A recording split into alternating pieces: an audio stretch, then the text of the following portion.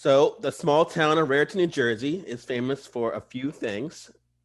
For one, is the hometown of the World War II hero, John Basilone. It houses one of the many quick check convenience stores, and it is the vicinity of the soon-to-be legendary progressive metal band known as Hunter Alive, who I am joined by today by Jake, who I believe you are the singer, if I'm not wrong. Yep, that's right. Jake, actually, you can't see his face, but we'll have a picture of him. And we also have Pat, and I believe you are one of the guitarists for the band. Right. As you guys might not know, this group, because they're actually unsigned right now, but with the sound that you guys have and the talent that I hear from you, I'm pretty sure there's a multi-million-dollar record contract in your future, stadium tours, huge mansions with alcohol-filled swimming pools. So right now, I want to know, how did you guys form and when did it happen? All right. Well, I was the last one to join the band, so Pat can give the origin story, and then I'll fill in my final piece. Okay. So it was about 4 years ago.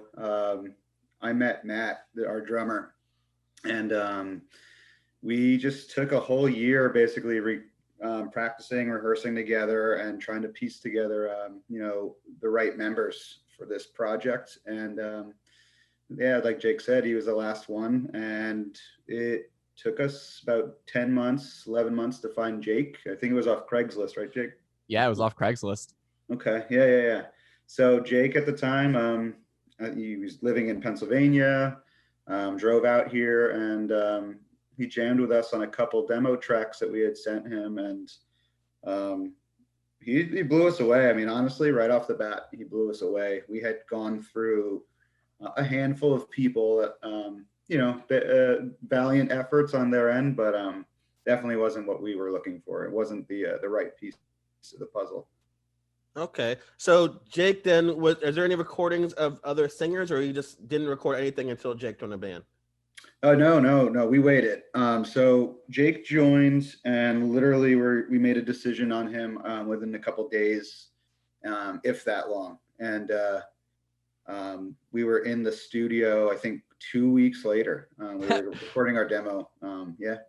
Yeah, I came out and jammed a few times, and then they're like, all right, you're in the band. Also, by the way, in 2 weeks, you need to be ready to go in the studio.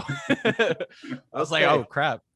All right, so we're actually going to get into the lyric process that you do in a second, Jake. But one of your band members is Rohan, your guitarist, am I correct? And actually, me and Rohan go back like recliners, because me and him used to work together at a video and CD store called FYE over 10 years ago in the Bridgewater area. And when I met Rohan and he told me he played guitar, I was like, of course you do. And I knew that he was like probably some savant at it, just by just getting to know him on a personal level and how intellectual he was. But at the same time, he was very low key about it. So what was the process of getting him in the band? He came, to be honest, last. He was a replacement member. So it was Jake and then Rohan. Yeah. Okay. Jake was the final piece to the puzzle, and we had been a band for about a year. And after doing some summer tours, our old guitarist Derek, he just decided to part ways. It was a mutual kind of agreement. We wished him well, and he just was going through some transitions in his life. And it made more sense for him to focus on, his work, his jobs, and the next steps that he wanted to do. So Mike Parbone, he kind of said, hey, like, I got this guy, you should check him out. And so we did. We reached out to Rohan and showed him some of the tracks. And yeah, he was all about it, on board. And we started jamming with him and just had like that instant chemistry. And it was kind of, that was it. Hit the ground running. So I can imagine the first time you played with them, was it as incredible as I'm hyping it up to be? Was it like, oh my God, like everyone waiting, get out? we picked our next guitarist right away. Yeah, I mean, for me, I think, because being his counterpart, I felt like a great sense of like gravitation towards him. He definitely brought a lot of the elements that like I lack as a guitarist. you know, and just his intellectual level, like you said. I mean, he's doing some crazy stuff that, you know, I don't know, it doesn't make sense to me, but it fills a lot of, you know, void and gap. And, you know, we just have this chemistry that, you know, I was really thrilled to work with him. And, you know, I'm sure Jake, you know, if you want to add anything to that. Yeah, I think when Rohan kind of joined the band, our sound kind of changed a bit. I feel like he was kind of like the missing piece. Kind of took us to the next level because I don't know, and he just has so many different styles that he draws from that it adds like that little bit of flair that kind of makes Hunter Alive not just like another, you know, melodic hardcore band. He definitely had something pretty important, I think, to add to our sound when he joined. Yeah, I guess I do notice that now, coming from watching one of your older videos when he told me he's in the band, and then I watched the video before you guys had that. I'm like, I don't see him. But you're talking about your older guitarist, and I do recall, yeah, there is a different sound from that, and then going into listening to this debut album that you guys did. So we actually reviewed the album called "I Decide" on our podcast earlier, and my former co-host at the time, she put that on her top 10 albums of 2019. And as a hardcore punk fan myself, I dig the fast cuts on the album. Thanks. But I also like how evolved the sound is. Like, you got from that typical metalcore sound that you guys kind of gravitate towards that genre. Because I hear like the Norma Jean influences. One of the tracks from the album called December, I kind of get like a Poison the Well vibe from that post-hardcore sound that they do. Mm-hmm. And I get a little bit of like the 90s hardcore band. I don't know if you guys remember this group called Shelter. But on your faster songs, I hear that a little bit too. So is your sound kind of strategically planned, or was it like a happy like accident? I think it was somewhat of a happy accident. A lot of like our older stuff, like our EP, and then going into that record, a lot of the influences for that kind of came from Pat. Pat had been doing music for a long time, and so he had some demos kind of already prepped, and then we kind of took that and changed them to kind of make that, you know, our own and add our collective influences. And then Rohan added his kind of leads and flair. So that's kind of where like our sound came from, but then it kind of evolved a little bit. And then even going into like the music we're starting on now, like we're not trying to just fit a set tone. We're doing our best to experiment right now. Yeah. Yeah, I hear that. And now I got you on, Jake, as a singer. A lot of these like metalcore bands like in the area have that generic sound where they throw them on like the local opening band when there used to be concerts and stuff, and everybody sound the same. Everyone has the same lyrical like scheme that they do, where just shouting about just random thing that they found the source or what have you. But when I listen to your lyrics, Jake, I feel like you're coming from a really personal and emotional place. Like, what is your like songwriting technique? I don't know if I have too much technique, but yeah, I mean, my lyrics are pretty personal, especially kind of on I Decide. You know, we had been kind of working on that record for a bit, and just at, like the time that we decided to start writing that record, I was kind of not in the best place. And I was starting to come out of that, and I was kind of starting to, you know, reap these like rewards of like lessons. And that was something that I felt like I wanted to talk about, just like in general, like there are ways out of places, and like, hey, you're not alone. Like, I'm going through this, like it's fine too. I wouldn't say I have too much of a process. I feel like often I just kind of like come up with like lyrics in my head and like write them down when I have a free second before I forget them. And then usually like if I'm writing a song, I'll just like come back and I can kind of like revisit this like collection of moments I've had throughout, where I just like wrote a couple lines and then string it together in a way that makes sense. Okay. And with that, you guys, let's go into one of the tracks from the latest album, I Decided. I knew I was going to do that. I Decide is the name of the album. And we're going to go to one of my favorite songs on the album. This one is called Left Unsaid. And I want you guys not only to listen to like the huge contrast between Jake's voice now in this interview and the actual vocals on the song, but also listen for the amazing backing lead guitars, and prepare yourself for that gut punching breakdown when it gets to the chorus.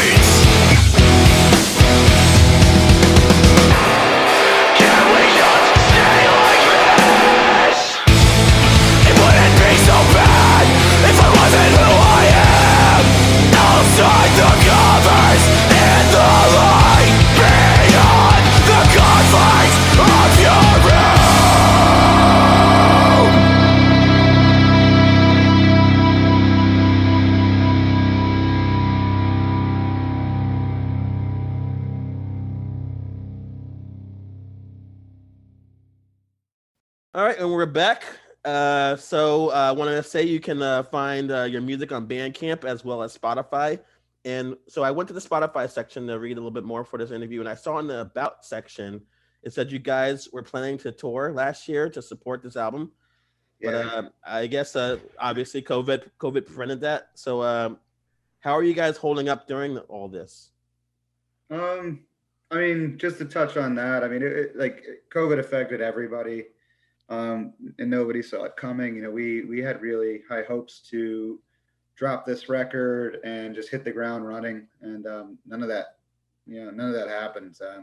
I think we got to play like 2 or 3 shows actually, you know, with the record out, and then it all just came to a halt. So, you know, that was just really disappointing. But I mean, how can you harp on that with everything else that's going on in the world? You know, it's tough. It's just unfortunate situations all around. I think one good thing that might have come out of that was like I mean, we were able to start working on new music throughout the year. Just we have like just like a folder on our drive just like full of riffs and sections. And so that was something that, you know, even though we weren't touring, or, you know, we're at least still able to do something to prepare ourselves for, you know, what we do next. So, you know, we were still looking forward and taking next steps, even though it didn't look like what we had originally expected. I guess it's a good way to look at a silver lining. And actually, also, you guys were able to shoot a video for one of your songs called Inherit. And there's a link to that video in this down below in the description for that. The video showed you guys playing live. Are you guys playing at Northside in Manville, New Jersey? Yeah. You Yeah. guys did a really good job of like, if you're not from the area, you wouldn't know that. But you able to film it in certain angles where it's not really blowing up where it is. But I recognize that window behind you. Yeah. But it's probably kind of tough watching that and like, oh, that's what we were really hoping to be doing more of in 2020. Mhm. But did you guys ever consider doing like a virtual show like all these other groups are doing now? I think we've talked about it. We're not there yet because I mean, like Jake said, I mean, we've been writing. That's one thing, like, coming out of this whole mess, if you didn't get better at something or utilize this time properly, I mean, you completely messed up, So Mhm. we wanted to take this time to just really prepare for our next step, with the band and with our sound and just everything. So, we've been focusing more, I guess, on, that. And then, we've touched on what can we do live, what can we do. But I think we're, and Jake, feel free to correct me if I'm wrong, but I think we're just more so focused on preparing and, just launching something that's really going to, we hope that like really knocks people back and, um, shows them what we've been doing. Yeah, I definitely agree. Like we were really proud of I Decide, but at the same time, we listen to that and we see in ourselves. I mean, we're our own worst critics. We see the things in that record that we would like to improve on going forward, and we kind of use this kind of time off and this break to kind of focus on that. Is just making Hunter Alive the best it can be, instead of, I guess, trying to do as much as we could with what we had. Yeah. And I honestly think like for me, I don't know how you guys feel about the virtual shows going on if you have some of your favorite bands that are actually doing it. I remember like trying it out and I was like, I watch concerts on YouTube. So it's obviously gonna be the same thing. And I realized what I don't like about virtual concerts. It feels like I'm not paying for the ones I watch on YouTube. As opposed to now you have to pay for these ones. But the other thing that bothers me is like it feels like I'm watching a really long sound check because it's like That's the fair. the awkwardness between when a song ends and no one's clapping because no one's there. Yeah. It's just like that's what kind of like I really want these bands to get paid and make things work and get something, but this just isn't it for me. So how do you guys feel about like your favorite groups doing it? Yeah, I mean, I think it's definitely cool, and I appreciate bands doing what they can to still reach out to their fans, uh, and that's pretty nice. But I somewhat agree with it. Kind of seems like a really long sound check, and I think that just happens because when you play a live show, there's so much energy between the audience and the band, and like there's an interaction that happens there, and that's kind of what makes live shows pretty hype. Yeah. But without that audience, there's not as much energy, I guess, and Mm-hmm. knowing that it's supposed to be a live show and it doesn't feel that way, there's kind of this disconnect that happens. So Yeah. I mean, I appreciate it, and I love that bands are doing what they can, but no, I'd agree it does fall a little bit flat. Mm-hmm. Yeah, I think that's just it though too. I mean, when this is your livelihood, and for us it's not. When you got big name bands and they're need to sell merch to feed their families and they need to sell tickets, like all the power to them. If this is their only platform, the people have to get creative and do what they have to do. So it makes more sense for I think larger bands to try new angles and reach people in a different way. But for us, I don't think it made a lot of sense for us. Yeah. And we agreed on that as a group that we were just kind of stay a little quiet and then just focus on our next moves. So when you guys aren't like making the next moves and writing records, I'm assuming you're doing what the rest of us are doing and just watching TV, catching up on shows. What we do on this podcast sometime when we do podcasts, we actually review like TV shows, stuff like that. So can you guys let me know like what some of your favorite shows that you've been watching this year? And you can recommend anything to our audience? Let's see. Uh, Forged in Fire. I think we We watched so much Fortune Fire at the studio. Yeah, we um, were recording last month, and Forged in Fire, when we weren't recording, it was on just like the whole time. yeah, it's a great show. I mean, it's definitely it's a lot of fun. If you I don't know, it's got a lot of different elements to it. So It's like a cooking show, but with weapons, pretty much. yeah, that's fair. Yep.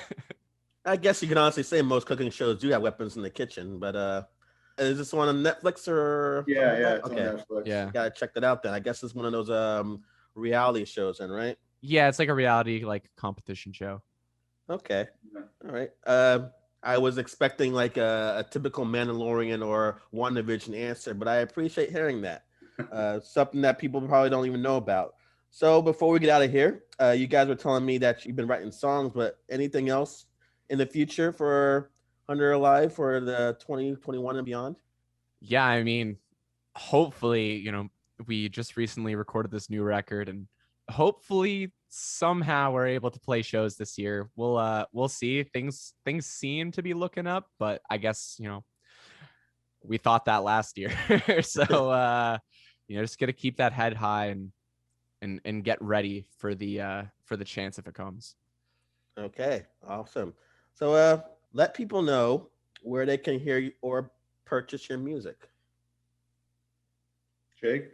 Yeah, we're on Bandcamp, YouTube, all the major, Spotify, Apple. We're on all of those. You'd stream it for free. You could buy, our albums on Bandcamp.com. We got physical copies somewhere. If you like slide into my DMs, I can meet you up in a shady alley and hand you one. Okay, because all those hipsters out there, they probably want the vinyl. So yeah, meet you guys in a dark alley in New Jersey somewhere. There's talk. There's definitely talk of a vinyl, whether it's for the next EP or something we do in the future. We're not limiting, what we're gonna do by any means, but we also want to be smart about it because everything's an investment. Yeah. But yeah, I mean, you stream it, share it. You can get it for free somewhere. We're just doing this for fun right now, and it's just, I think, just our passion that just really brings us all together. So we're just, trying to have a good time while the world's crumbling. Yeah. All right, you guys. Thanks for coming out, and you didn't go anywhere. Thanks for doing this interview with me. And yeah, right now you guys hear that they are a very humble band, but obviously because they're unsigned. But I guarantee once that record deal comes in, we'll be backstage at one of the biggest venues in New Jersey, just laughing about this. If you guys actually remember me. You probably might want to hold out for those spin interviews at that point, once, and make sure that all the M&Ms are green, all that stuff. Right. Yeah. If you are actually an artist or a musician or an entrepreneur and you want me to interview you, just email us at njhabitradio@gmail.com. And also, yes, make sure you check out Hunter Alive. Their album is fantastic. And if you want a little diversity in your melodic hardcore / progressive hardcore, check out these guys. They are definitely a force to reckon with. Till next time, this is Jarrell. Have a good one. Bye-bye.